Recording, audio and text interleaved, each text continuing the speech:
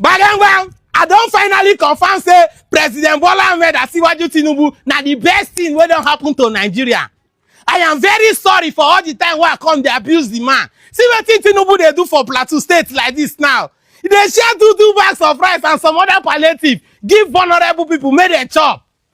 Na the best thing wey any leader go fit do be this, to make sure say people no hungry.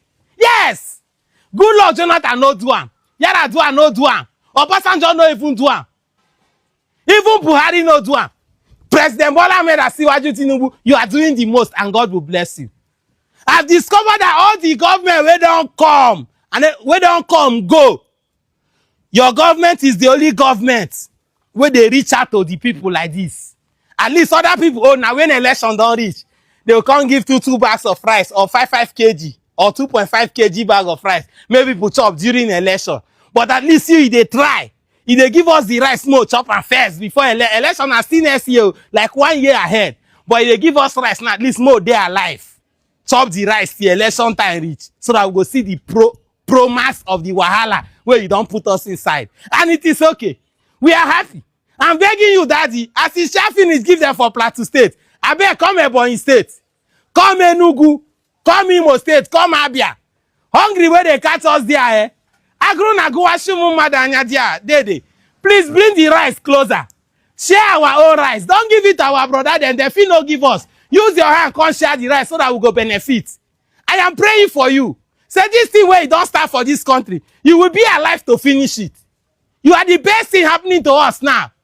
At least the kind of insecurity where we get now, it is lesser compared to what we have during good Lord Jonathan, during Yaradua, during even Obasanjo, even the military era. Nigeria is becoming the safest country to live in now. And we are happy. We are grateful to you because of your intervention. God will bless you. God will prosper you. Anything you lay your hand upon, it will prosper. The same way you have laid your hand on insecurity in Nigeria and it's prospering, God will bless you. The same way you lay your hand in the oil sector and the oil sector is prospering, God will bless you. The same way you laid your hand on the economy and it is prospering, God will bless you. The same way you laid your hand on Nigeria and Nigeria is doing best than ever, God will bless you, sir. Anything you are doing, anything you are looking for, that second tenor you are looking for, you will see it. Yes, you will see it. And we'll go all day alive to see them. Thank you very much. I just want to say thank you. For the rest, I see where they share give people. It sweets me well. And anybody will come and comment rubbish for this video, the God I serve will punish you.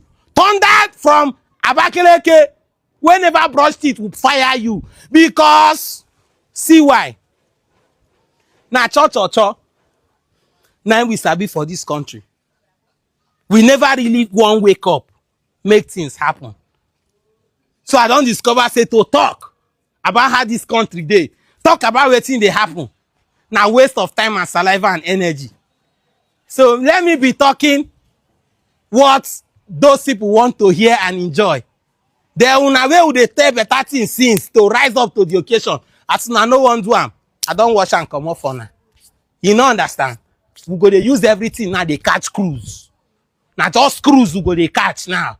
You know understand? That being said, without further ado, I'm done with this video. The statement we just had reflects a type of public commentary that is increasingly common in the digital age, particularly across social media platforms where citizens openly express their feelings about leadership, governance, and national direction. When we listen carefully to such remarks, it becomes clear that the message is not simply about praise or criticism of a political figure. Instead, it reflects deeper emotions connected to expectations, frustrations, hope, and the complicated relationship between citizens and their government. In this analysis, we will take a calm and objective look at the themes expressed in this statement, examining what it reveals about political perception, public communication, economic pressures, and the role of social media in shaping national conversations. As always on this channel, the goal is not to attack individuals or promote any political agenda but to encourage thoughtful reflection. If you appreciate balanced discussions like this one, consider subscribing to the channel and sharing your thoughts respectfully in the comment section, because meaningful conversations help us understand complex realities. The statement begins with an admission of uncertainty. The speaker says they cannot fully confirm something but then proceeds to express a strong opinion about the leadership of Bola Ahmed Tinubu. This moment of hesitation is interesting because it reflects a phenomenon that communication scholars often describe as emotional reasoning. In many political discussions, people acknowledge uncertainty but still form strong conclusions based on personal perception or experiences. This is not unique to one country or one leader, it happens in democratic societies around the world. Citizens observe events, hear stories, and interpret them through the lens of their own expectations and needs. When people are facing economic hardship or social challenges, any action that appears to provide relief can strongly influence public opinion. The speaker specifically mentions assistance in Plateau State, describing the distribution of rice and other forms of support for vulnerable people. Programs that provide food or financial relief are often called social protection measures or palliative policies. Governments frequently use such programs during periods of economic stress, inflation, or structural reforms. The intention behind these initiatives is usually to reduce hardship while broader economic adjustments take place. However, public perception of these programs can vary widely depending on how they are implemented, communicated, and experienced by ordinary citizens. In the statement, the speaker frames the distribution of food assistance as evidence of compassionate leadership. They compare the current administration with past administrations, mentioning former leaders like Goodluck Jonathan, Olusegun Obasanjo, and Muhammadu Buhari. The comparison suggests that the speaker believes the current leadership is doing something unique or more effective than previous governments. Whether that perception reflects measurable policy differences or simply individual experience is a question that analysts often examine when studying political narratives. Political communication frequently relies on contrast. Supporters highlight actions they consider positive while critics emphasize shortcomings. The truth, as many researchers note, is usually more complex and requires looking at data over time. Another aspect worth analyzing is the emotional tone of gratitude expressed in the statement. The speaker repeatedly offers blessings and prayers for the president. In many cultures, including across large parts of Africa, political language often blends civic commentary with religious expressions. This does not necessarily indicate blind loyalty, rather, it reflects cultural traditions where public figures are often addressed with blessings or prayers as part of normal speech. At the same time, such language can also signal strong personal approval or admiration. Interestingly, the speaker emphasizes food distribution, particularly rice, as a symbol of government responsiveness. Food security is a critical issue in many developing economies. When staple foods become expensive or difficult to access, public frustration can grow quickly. Therefore, the act of distributing rice or other essential goods carries symbolic weight beyond its immediate economic value. It becomes a visible sign that authorities recognize hardship and are attempting to respond. However, analysts often caution that emergency food distribution alone cannot solve structural economic challenges. Long-term stability typically depends on policies that address agricultural productivity, supply chains, inflation control, employment opportunities, and infrastructure development. This is why economists sometimes differentiate between short-term relief measures and long-term structural reforms. Relief measures may reduce immediate pressure, but structural reforms aim to create sustainable growth and resilience. The speaker also contrasts present actions with what they describe as election season assistance in previous years. According to the statement, past politicians distributed small amounts of food mainly during campaigns. This perception is common in many democracies where voters believe that politicians become more attentive as elections approach. Political scientists call this pattern electoral clientelism, where resources are distributed strategically to influence voter behavior. However, the effectiveness and ethical implications of such practices are widely debated. At this point in the statement, the tone shifts slightly from gratitude to a broader commentary about hunger and economic struggle. The speaker asks for similar assistance to reach other regions, including Ebonyi State, Enugu State, Imo State, and Abia State. This request illustrates an important dynamic in public policy. Once assistance begins in one area, citizens in other areas often expect equal attention. Governments must therefore manage expectations carefully, ensuring that relief programs are transparent and fairly distributed. Another interesting theme emerges when the speaker discusses security conditions. They claim that the country is becoming safer and compare the current situation favorably even with past historical periods. Security perceptions can vary widely depending on location, personal experience, and the sources of information people rely on. In large and diverse countries, conditions in one region may differ significantly from those in another. For this reason, analysts usually examine multiple indicators, crime statistics, conflict reports, and independent research, to assess whether security trends are improving or deteriorating. The statement also praises developments in the oil sector and the broader economy. Oil production and energy policy remain central to the economic structure of Nigeria. For decades, revenue from petroleum exports has played a major role in government finances. Because of this, citizens often interpret changes in the oil sector as signals about national prosperity. However, economic performance typically depends on many interconnected factors: global energy prices, domestic policy decisions, currency stability, industrial diversification, and international trade relationships. When the speaker says the economy is prospering, this reflects a perception rather than a comprehensive economic analysis. Economic indicators such as inflation rates, GDP growth, employment statistics, and currency stability provide a more detailed picture of economic conditions. Public opinion sometimes aligns with these indicators, but sometimes it diverges depending on personal experiences. For example, a person who recently benefited from a government program might feel optimistic even if national statistics show mixed results. One of the most striking moments in the statement occurs near the end, when the speaker criticizes people who might disagree in the comments section. This reflects a broader trend across social media where political discussions quickly become polarized. Online platforms encourage rapid reactions, and individuals sometimes respond strongly to opposing viewpoints. While passionate debate is a natural part of democratic societies, productive dialogue usually requires respect and openness to different perspectives.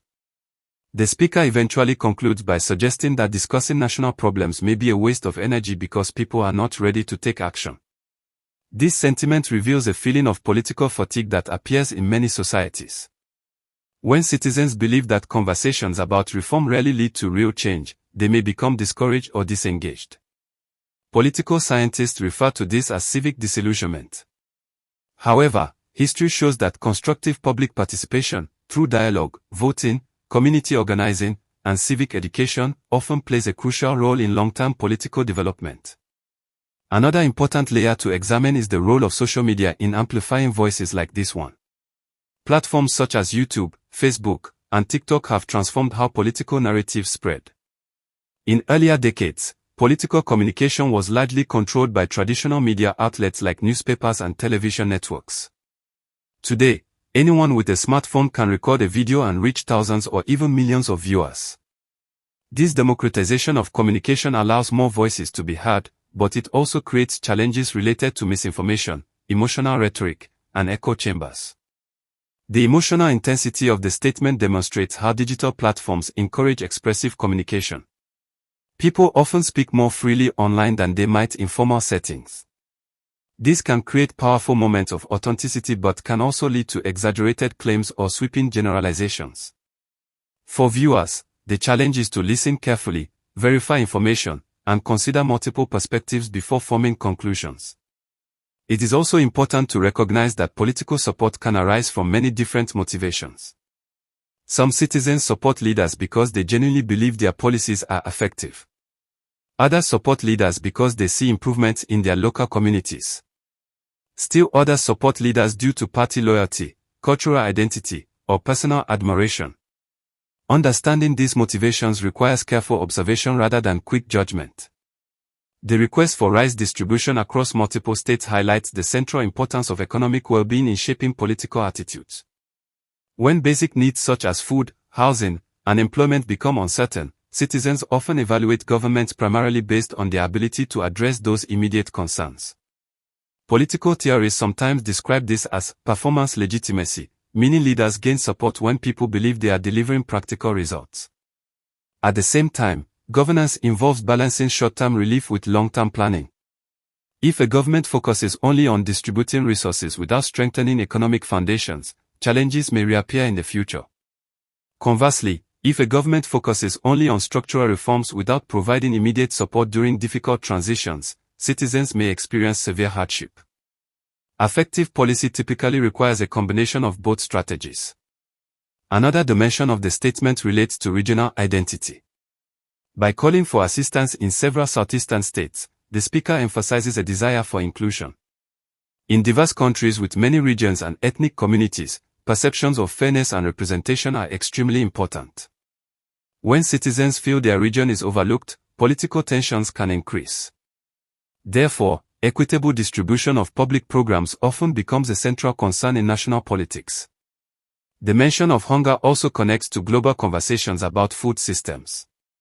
Agricultural production, climate variability, transportation infrastructure, and market dynamics all influence food availability and affordability. Governments frequently intervene through subsidies, price controls, or emergency food programs to stabilize conditions during periods of volatility. The effectiveness of these policies depends on careful planning and transparent implementation. Another subtle but important element in the statement is the shift from criticism to praise. The speaker admits that they previously criticized the president but now feel differently. This illustrates how political opinions can evolve over time. Citizens may initially oppose a leader but later reconsider their views based on new experiences or information. Democratic systems rely on this fluidity of opinion because it allows voters to reassess leadership performance. However, the strong emotional defense against critics suggests that political discussions can quickly become confrontational. When supporters and critics view each other as enemies rather than fellow citizens with different perspectives, meaningful dialogue becomes difficult.